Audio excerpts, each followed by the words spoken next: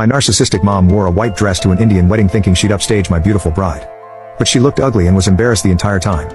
I don't have a good relationship with my mother because she was the type to demand gifts on my birthday because I wouldn't be here without her. For 18 years, I never got to open presents myself.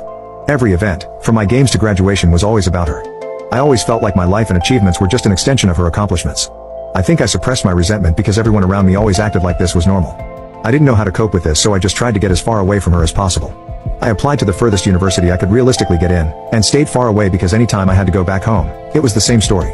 At university I was lucky enough to meet Pia, and for the first time I started to like who I was. I didn't feel like I had to hide or play down my accomplishments, or even my failures. And her family was so warm and welcoming, it felt like my childhood was just a nightmare of the past. I thought the best way to move past it was to just move ahead. I was ashamed of my mother's behavior, and the ugliness of my resentment, so I pretended everything was fine, and invited my parents to my wedding with Pia.